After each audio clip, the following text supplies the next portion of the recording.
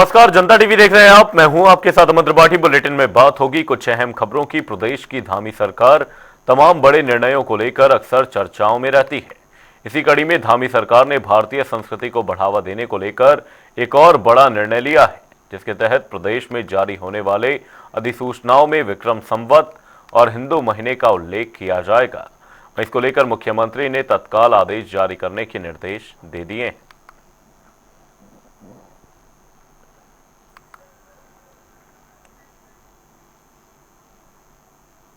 प्रदेश में कैबिनेट विस्तार को लेकर चर्चा जोरों पर है। दरअसल पिछले दिनों कैबिनेट मंत्री प्रेमचंद अग्रवाल ने अपने पद से इस्तीफा दे दिया था, जिसके बाद सीएम धामी दिल्ली दौरे पर आ गए थे।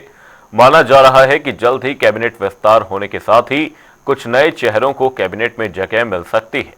वहीं इस पर जानकारी देते हुए बीजेपी प्रदेश मीडिया प्रभारी मनवीर सिंह चौहान ने कहा कि मंत्रिमंडल का विस्तार मुख्यमंत्री के विशेष अधिकार पर निर्भर करता है। जैसे ही केंद्रीय नेतृत्व का निर्देश प्राप्त होगा, उसी समय मंत्रिमंडल का विस्तार किया जाएगा। हमारी सरकार में पहले से ही 4 मंत्री के पद रिक्त चल रहे हैं और मंत्री पद रिक्त होने के कारण मंत्रिमंडल की विस्तार की संभावनाएं बनी रहती हैं। और मंत्रिमंडल का विस्तार कब होगा और कौन मंत्री बनेंगे, इसका विशेषाधिकार माननीय मुख्यमंत्री के पास रहता है। और हमारे केंद्रीय नेतृत्व के निर्देश पर जैसे ही निर्देश प्राप्त होगा और माननीय मुख्यमंत्री जब चाहेंगे तो मंत्रियों का विस्तार भी होगा।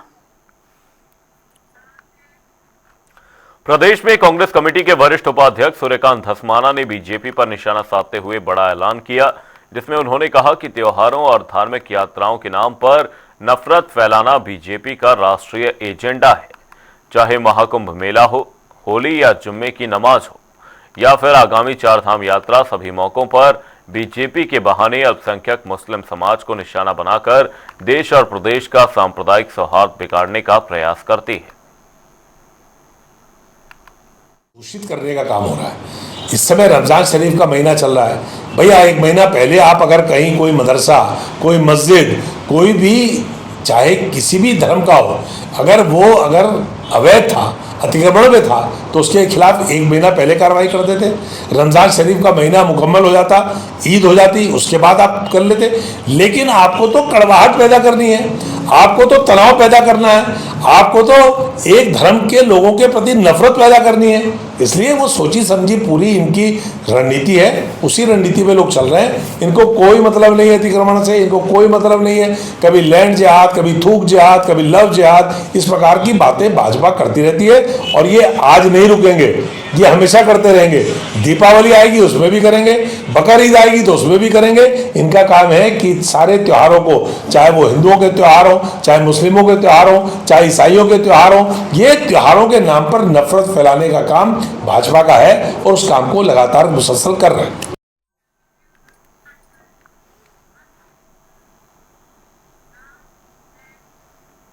कैबिनेट मंत्री प्रेमचंद अग्रवाल के इस्तीफे के बाद कांग्रेस प्रदेश प्रवक्ता आशीष नौटियाल ने बीजेपी पर गंभीर आरोप लगाते हुए कहा कि बीजेपी के नेता मंत्रिमंडल में जगह पाने के लिए मुख्यमंत्री के साथ अपनी सेटिंग और आवश्यक संसाधनों को जुटाने की जुगत में जुट गए हैं।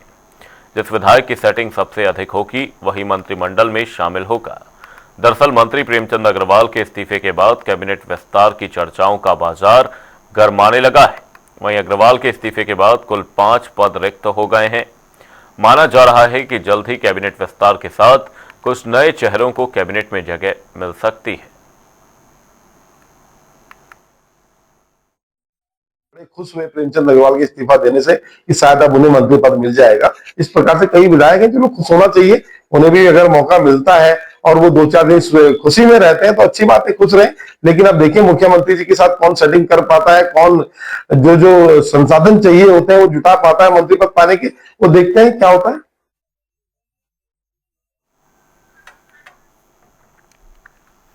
देहरादून में आय से अधिक संपत्ति जुटाने के विवाद में फंसे कैबिनेट मंत्री गणेश जोशी को विजिलेंस कोर्ट से बड़ी राहत मिली है। बता दें, कोर्ट ने गणेश जोशी पर भ्रष्टाचार निवारक अधिनियम के तहत केस दर्ज कर याचिका को खारिज कर दिया। कोर्ट ने कहा कि याचिकाकर्ता ने विजिलेंस को शिकायत में हलफनामा नहीं दिया। वहीं बीजेपी प्रदेश मीडिया प्रभारी मनवीर सिंह चौहान का कहना है कि जानबूझकर हमारे मंत्री की छवि को खराब करने की कोशिश की गई है। और इस तरह की शिकायत विजिलेंस से की गई थी। राहत की बात नहीं है, कुछ लोगों के द्वारा जानबूझ करके मंत्री की छवि को खराब करने का प्रयास किया गया और उनकी विजिलेंस से शिकायत की गई। विजिलेंस कोर्ट के द्वारा उसकी जांच कराई गई और जांच में किसी प्रकार का साक्ष्य न पाए जाने के कारण उनको इसमें फ्री किया गया है। तो निश्चित रूप से दूध का दूध पानी का पानी हुआ है और जांच कानूनी दायरे के अंतर्गत हुई है। पूर्व में भी अनेकों नेताओं की जांचें हुई, लेकिन तब भी कांग्रेस, जब उनके नेताओं की जांच होती है तब भी वो परेशान होते हैं, और जब किसी अन्य दल के नेता की जांच होती है तब भी वो परेशान होते हैं। रुद्रपुर में नगर निगम के वार्ड नंबर 8 के बीजेपी पार्षद पर गंभीर आरोप लगे हैं। बता दें कि होली के दिन एक महिला और नाबालिग युवती ने उन पर अश्लील हरकतें करने का आरोप लगाया। इस मामले की जांच आईपीएस अधिकारी निहारिका तोमर ने की, जिसके बाद जांच में मिले साक्ष्यों के आधार पर पुलिस ने पॉक्सो एक्ट के तहत मुकदमा दर्ज किया। आरोपी की गिरफ्तारी न होने को लेकर कांग्रेस ने इस पर सवालिया निशान उठाए, तो बीजेपी अब इस मामले पर जल्द कार्रवाई की बात कह रही है। भाजपा के साइड और चंपावत के मंडल अध्यक्षों, लालकुआं दुग्ध संघ अध्यक्ष मुकेश बोरा और आदित्य राज सैनी, जो इनका ओबीसी प्रकोष्ठ का सदस्य है बहादुराबाद का, इन चारों के ऊपर नाबालिग बच्चियों के साथ दुराचार का आरोप पुष्ट होने के बाद अब एक और भाजपा नेता पर आरोप लगा है। पॉक्सो एक्ट के तहत मुकदमा दर्ज हुआ है रुद्रपुर के वार्ड नंबर 8 से पार्षद शिव कुमार गंगवार के ऊपर। इनके ऊपर दो महिलाओं ने होली के दिन छेड़खानी का आरोप लगाया है और कहा है कि उनको फिजिकली और सेक्सुअली अब्यूज किया गया शिव कुमार गंगवार के द्वारा। लेकिन हैरत की बात यह है कि बेटी बचाओ बेटी पढ़ाओ का नारा देने वाली भारतीय जनता पार्टी की सरकार में अभी तक शिव कुमार गंगवार की कोई गिरफ्तारी नहीं हुई है और ना ही संगठन ने उन पर कोई फैसला सुनाया है। रुद्रपुर के तमाम भाजपा नेता बिलों में घुसकर बैठे हुए हैं और प्रादेशिक नेतृत्व ने चुप्पी साध रखी है। ऐसे में आज बेटियों को बचाने की जरूरत है इन भाजपा के नेताओं से, इनके पार्षदों से, इनके कार्यकर्ताओं से। एक नहीं, आधा दर्जन मामले पिछले 6 महीने में ऐसे आ चुके हैं इस प्रदेश के अंदर, जिसमें महिला अपराध में, महिला दुष्कर्म में भारतीय जनता पार्टी से संबंधित व्यक्ति आरोपी साबित हुआ हो। ऐसे में यह समझा जा सकता है कि भारतीय जनता पार्टी के संस्कार, उनका चाल चरित्र, चेहरा और उनकी असलियत क्या है। देखिए, कांग्रेस क्या कहती है, कांग्रेस को पहले अपने गिरबान में झांकना चाहिए और भारतीय जनता पार्टी हमेशा अनुशासन के तहत अपना कार्य करती है। लेकिन मैं कांग्रेस से भी पूछना चाहती हूँ, क्या कांग्रेस ने कभी अपने किसी भी कार्यकर्ता के ऊपर अनुशासन का डंडा चलाने का काम किया है? उनके गालीबाज विधायक, गालीबाज अध्यक्ष, क्या उनके ऊपर भी कांग्रेस पार्टी कभी कोई अपनी कार्रवाई करने का काम करेगी? हमने मांग की थी उनसे कि हरीश धामी जी ने जो विधानसभा के बाहर प्रांगण में खड़े होकर के गाली देने का काम किया था, तो कांग्रेस हिम्मत दिखाए उनको निष्कासित करने की। मुझे लगता है कि कांग्रेस नहीं करेगी, लेकिन भारतीय जनता पार्टी एक अनुशासित पार्टी है और अनुशासन के तहत और नियम के तहत कार्रवाई करने का काम करती है। तो आरोप लगाने का काम कांग्रेस ना करे, कांग्रेस पहले अपने गिरबान में झांके।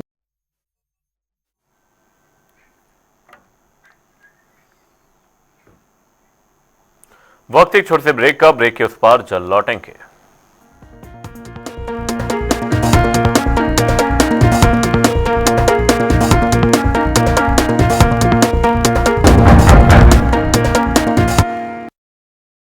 बाकी फीड बोलते नंबर 1 है, कुछ टाइम दूध भी बढ़ाते हैं, लेकिन पशुओं को देखो, बीमारी, कमजोरी। असीस फीड, बेहतर दूध, बीमारियों से लड़ने की ताकत और बच्चे जनने की काबिलियत। बेहतर दूध, बेहतर स्वास्थ्य, सालों साल।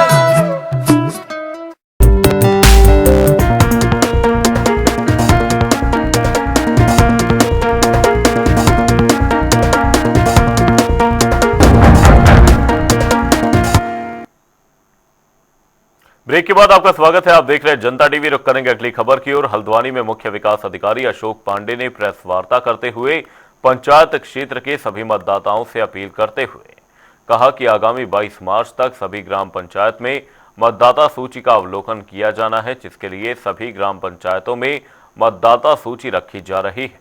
ऐसे में मतदाता अपनी सूची का अवलोकन करते हुए यदि कोई त्रुटि या कोई नाम छूट गया है तो उस नाम को मतदाता सूची में जुड़वा सकते हैं। इलेक्शन के दृष्टिगत रखते हुए प्रथम चरण हमारा शुरू हो गया, जिसमें निर्वाचन नामावलियाँ हमारे प्रगणकों द्वारा बनाई गई है। वर्तमान में 1 मार्च से लेकर 22 मार्च तक हमारी निर्वाचन नामावलियों का प्रदर्शन ग्राम पंचायतों में किया जा रहा है। तो समस्त जनता से अपील है कि इनका अवलोकन कर ले और कहीं पे उनको कोई त्रुटि लग रही है, उनका नाम नहीं जुड़ा है या नाम में कोई संशोधन करना है, तो उसके लिए वो अप्लाई कर सकते हैं। किस तरीके से अप्लाई किया जाएगा, किसके पास अप्लाई करना होगा? हमारे प्रगणक गांव-गांव में जा रहे हैं। इसमें ग्राम पंचायत की खुली बैठक हो रही है, इसमें दिन निर्धारित है, उसके आधार पे वहाँ पे प्रदर्शन कर रहे हैं और ग्राम सभा की खुली बैठक में नाम पढ़े जा रहे हैं। अगर किसी को लगता है कि उसका नाम छूट गया है या कोई एलिजिबल है, उसका नाम नहीं आ पाया है या नाम में संशोधन की आवश्यकता है, तो उसके ऊपर वो कार्रवाई वहीं पे हो जाएगी। वहीं अवैध मदरसों पर हो रही ताबड़तोड़ कार्रवाई को लेकर कांग्रेस ने बीजेपी पर हमला बोला है। दरअसल पूर्व मुख्यमंत्री हरीश रावत ने कहा कि किसी को टारगेट बनाकर इस तरह का काम करना गलत है। बीजेपी असली विषय से ध्यान भटकाने के लिए इस तरह का काम कर रही है। कभी अवैध मदरसे, कभी अवैध मजार, कभी अवैध कब्जे, कभी थूक जिहाद, कभी लब जिहाद। ये क्या है भाजपा की? ये भाजपा ने तो ऐसा लगता है ये शब्द इनके वार क्राई की तरीके से आप उसको रोज दोहरा रहे, रोज कह रहे, और ये सब चीजें जो है न जाने कितनी बार मुख्यमंत्री के से मुख से मैं सुन चुका हूं कि अवैध मदरसे करके। तो सरकार क्या कर रही है? सरकार क्या कर रही है? यदि थूक जिहाद, लब जिहाद, मूत्र जिहाद कहीं हो रहा है तो सरकार क्या कर रही है भाई? और कौन सा धर्म ऐसा है जो मूत्र जिहाद, ये इस तरीके के जिहादों को जो है, थूक जिहाद आदि को प्रमोट करता? कोई नहीं करता। थूके हुए को कौन खाएगा? लेकिन आप यदि किसी को टारगेट बना करके, लक्ष्य बना करके चोट करेंगे तो वो समाज के लिए व्यापक सामाजिक हित में नहीं है। इस तरीके की चीजें जो है। मसूरी में राज्य आंदोलनकारी पिक्चर पैलेस चौक पर एकत्रित हुए। इस दौरान उन्होंने कहा कि बीजेपी सरकार में कौन मंत्री क्या बोल दे ये सभी को पता है। उन्होंने कहा कि एक प्रदेश की सरकार में कुछ मंत्री क्षेत्रवाद को लेकर बयान दे रहे हैं, यह शोभनीय नहीं है। वहीं उन्होंने कहा कि विधानसभा अध्यक्ष रितु खंडूरी भूषण की ओर से भी प्रेमचंद अग्रवाल के पहाड़ी लोगों को अपशब्द कहे जाने को लेकर कोई कार्रवाई नहीं की गई। ऐसे में रितु खंडूरी को भी अपने पद से इस्तीफा देना होगा। सरकार का एक जिम्मेदार मंत्री इस तरह के बयान दे तो ये अच्छा नहीं था। और आपने देखा होगा रितु खंडूरी जी ने जो विपक्ष के विधायक को इस तरह से डराने की भाषा में जो बोला, ये तमाम विषय को लेकर के इस राज्य को जो है किसी न किसी तरह से इस राज्य को इस तरह से यूज किया जा रहा है कि यहाँ पर हमारी सरकार है, हम इसको बेच सकते हैं। इस राज्य को बेचने की बात हो रही है। लगातार आप देख रहे होंगे कि जिस अवधारणा को लेकर के ये राज्य बना था, जल जंगल जमीन के सवाल को लेकर के जब लोग इकट्ठे हुए थे, माताएं बहनें और मातृशक्ति जब इस आंदोलन में आई थी तो यही मांग को लेकर के आई थी कि हमारे को रोजगार मिले और इस जल जंगल जमीन सुरक्षित रहे और छोटा राज्य होगा, इसका विकास होगा। परंतु दुर्भाग्य की बात है कि यहाँ पर का मूल निवास को बदलने के लिए लगातार ये सरकार कितनी छेड़छाड़ कर रही है। सुनते तमाशा देखते हैं। तो आज प्रेमचंद अग्रवाल का इस्तीफा हुआ, बहुत देर में हुआ, इसका बहुत पहले हो जाना चाहिए था। हमें इस बात की बहुत खुशी है कि जिस व्यक्ति के मुंह से पहाड़ को गाली निकली थी उसको आज विधान सभा से जो है मंत्री के रूप में बाहर कर दिया गया है। उनको इस्तीफा देने को मजबूर होना पड़ा। ये पहाड़ की विजय है, ये उत्तराखंड की विजय है, ये उत्तराखंड में रहने वाले हर जाति धर्म वर्ग की विजय है। और ये सबक है वो हर विधायक को, हर जनप्रतिनिधि को, हर मंत्री को कि उनको किस प्रकार से अगर उनको चुन के भेजते हैं तो क्या उनकी जिम्मेदारी बनती है, किस प्रकार का उनका बर्ताव विधानसभा में और प्रदेश जनता के बीच होना चाहिए। हमें प्रेमचंद अग्रवाल को इस्तीफा देना ही था, ये तो खुशी हुई।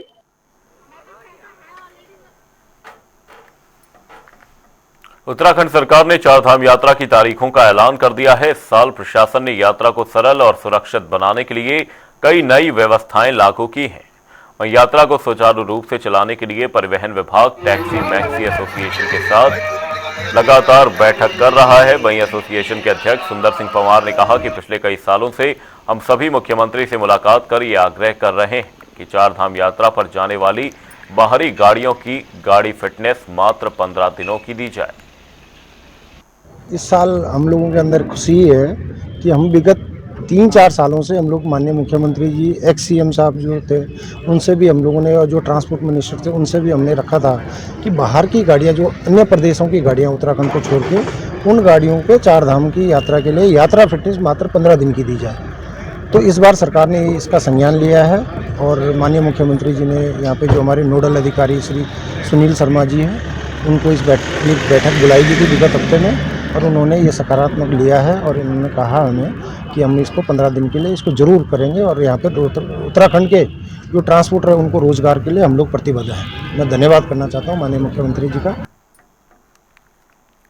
गर्मी का सीजन शुरू होते ही यूपीसीएल ने भी अपनी कमर कस ली है। यूपीसीएल के एमडी अनिल कुमार का कहना है कि गर्मी का सीजन शुरू हो चुका है, ऐसे में बिजली की सप्लाई लगातार होती है, जिसको लेकर प्लान तैयार कर लिया गया है। सभी अधिकारियों को दिशा निर्देश दिए गए हैं कि बिजली कटौती नहीं होनी चाहिए। साथ ही उन्होंने कहा कि पिछले वर्ष गर्मी के सीजन में भारत में बिजली की समस्या रही थी, लेकिन उत्तराखंड एकमात्र राज्य था जहां गर्मी सीजन में बिजली की समस्या का सामना नहीं करना पड़ा। बहुत अच्छा प्रश्न पूछा आपने कि बिजली की कटौती हो जाती है।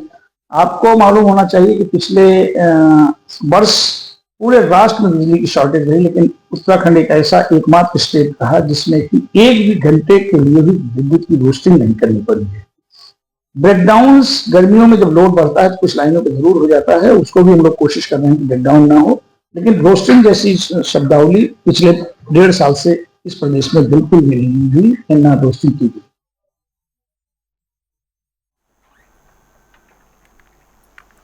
देहरादून में नगर निगम के हाउस टैक्स के काफी बकायेदार हैं, जिन पर लाखों रुपए का टैक्स बकाया है। ऐसे लोगों पर अब नगर निगम कार्रवाई करने में जुटा हुआ है। मेयर सौरभ थपलियाल ने बताया कि ऐसे हाउस टैक्स बकायेदारों के लिए हमारी ओर से एक व्हाट्सएप चलाया गया है, जिसके माध्यम से वह अपना टैक्स जमा कर सकते हैं। साथ ही उन्होंने बकायेदारों से अपील भी की कि जल्द से जल्द अपना बकाया हाउस टैक्स जमा करवा दें, वरना ऐसे लोगों पर नगर निगम कार्रवाई करता नजर आएगा। कुछ बकायेदारों को नोटिस भेजा गया है, जिनसे 15 दिन के अंदर हाउस टैक्स जमा कराने का अनुरोध किया गया है। बिल्कुल निश्चित तौर पे हमने एक इसके लिए स्कीम भी चलाई थी कि हमने व्हाट्सएप के माध्यम से, और जो हमारे बकायेदार हैं वो लोग, उनको भी आने की लाइन में लगने की आवश्यकता ना पड़े। आजकल टेक्नोलॉजी का ज़माना है, तो उसका उपयोग करते हुए अपना बकाया जो राशि है वो दे सकें। तो उसका अच्छा वो भी रहा, रिजल्ट अच्छा रहा। 55 लाख रुपए लगभग हम इससे ज़्यादा हम लोगों के पास जो है व्हाट्सएप के माध्यम से ही इसमें आ गया है। साथ ही जो कुछ बड़े बकायेदार हैं उनको भी हम लगातार उनको नोटिस भेज रहे हैं, और ताकि वो अपना समय जो है, अपना जो बकाया है उसको हमको दे सकें। तो निश्चित तौर पे अभी हम उनके जो जवाब का इंतज़ार कर रहे हैं, और अगर वो हमारा बकाया वापस करते हैं जितनी भी राशि है, बहुत अच्छी बात है, और नहीं करेंगे तो फिर हम उसके हिसाब से कार्रवाई करेंगे। रुड़की की कोर यूनिवर्सिटी में एग्जाम के समय कुछ छात्रों की फीस जमा न होने पर हंगामा हो गया। यूनिवर्सिटी से ऐसे छात्रों को बाहर किए जाने के बाद मामले ने तूल पकड़ लिया, जिसके चलते आनन फानन में मौके पर पहुंचे दर्जनों छात्रों ने कॉलेज परिसर में धरना देते हुए यूनिवर्सिटी प्रबंधन पर धमकाने का आरोप भी लगाया। हंगामा बढ़ने पर छात्रों ने यूनिवर्सिटी के गेट पर अपना विरोध प्रदर्शन किया और यूनिवर्सिटी प्रबंधन को चेतावनी भी दी। तो मैं वीडियो बना रहा था, तो मेरा राइट है जी वीडियो बनाना। मुझे मेरा फोन छीन लिया, मेरे साथ हत्यापाई की और कहा कि ना अगर हमारे आगे, वरना तेरे में चाटे मारेंगे। वो बाउंसरों ने मुझे पकड़ के बैठा लिया, जो मेरे साथ बच्चे थे उन्हें बाहर निकाल दिया और मुझे पकड़ के बैठा लिया। कह रहे तुझे आज जाने नहीं देंगे, तेरा नाम काटेंगे यहाँ से, इस कॉलेज से। और बहुत बदतमीजी से बात की गई मेरे साथ। हम अपनी फीस को, हमारे साथ टीचर बदतमीजी करते हैं, बाद में हम कहते हैं कि बदतमीजी कही, तो कह रहे क्या प्रूफ है तुम्हारे पास। तो इसलिए हमने वीडियो बनानी चाहिए। बहुत ज्यादा तानाशाही पे उतरा है। पहले बोल देते हैं एडमिशन लेते टाइम आधी कर देना, आधी बाद में कर देना, और जब पेपर देने का टाइम आता है कहते हैं सारी करो वरना पेपर नहीं देने देंगे। 2-2 हजार रुपए के 10,000 फीस बची हुई है, 8,000 फाइन लगा हुआ है इस पे। पूरी तानाशाही चल रही है। अगर एग्जाम हॉल में गया, मैं अपनी क्लास में गया, वहां जाते ही मुझे टीचर ने कह दिया आप डिपार्ट हो, आप एग्जाम नहीं दे सकते।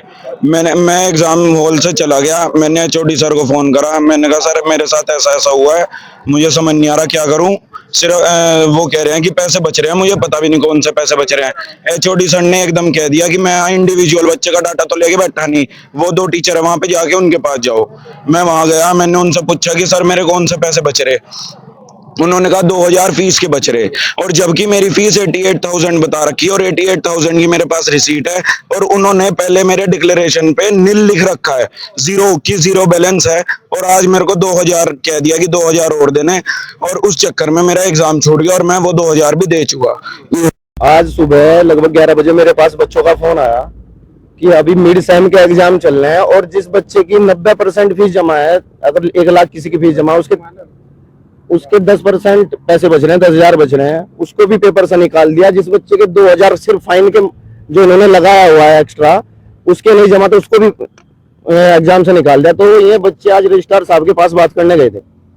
इनमें से एक बच्चा जो वीडियो बनाने लगा, उसको इसके साथ बदतमीजी करी, फोन छीनना, वहां बंधक बना लिया, मारपीट धक्का मुक्की इनके साथ करी, और इसको ये वर्ड बोलने गए कि हमारे जूते में नाक रगड़ तब फाइन माफ करेंगे। इनका बच्चों का मेरे पास फोन गया, मैंने फिर यहाँ पे रजिस्ट्रार को फोन किया, मैं दूरों पर हुआ तो वही बच्चे को रिलीज किया गया। जब इस बच्चे को यहाँ से छोड़ा गया तो जैसे ही हम आए, हमें हमारे और उनके बीच में जब हम मिलने चाहते थे, बात करना चाहते थे, तो बाउंसर खड़े कर दिए। कोई बात नहीं हुई, कोई चीज नहीं हुई, बच्चों के मुद्दे पे बात ही नहीं करना चाह रहे हैं, उनको तो लूट चाह रही है। किसानों के, मजदूरों के बच्चे हैं ये, तो इनका पेमेंट 10 दिन लेट भी आएगा, 10 दिन सवेरे भी आएगा। अगर इनका 10 दिन लेट है, आज सारे बच्चे फीस जमा करने आए हैं, कल भी आए थे, लेकिन फाइन लगा रखा है 10-10 हजार, 12-12 हजार, 8-8, 8.5 हजार। कहाँ से देगा किसान और मजदूर का बच्चा? का कहना है कि बच्चों का भविष्य अपना खराब। मीडिया को तो आप देखो कि इस देश के चौथे स्तंभ को भी इनमें इतनी तानाशाही आ गई है, प्राइवेट यूनिवर्सिटी जब से बनी है, कि देश के चौथे स्तंभ को, मीडिया को कॉलेज में घुसने की परमिशन नहीं दी गई है। क्या ये इस प्रदेश के लिए एक दुखद है कि मीडिया को कॉलेज कैंपस में, जिसमें छात्रों का धरना चल रहा है, अंदर आंदोलन चल रहा है, उसमें मीडिया को नहीं घुसने दिया जा रहा है। बुलेटिन में फिलहाल के लिए सिर्फ इतना ही। रुकेंगे एक छोटे से ब्रेक के लिए। देखते रहिए जनता टीवी।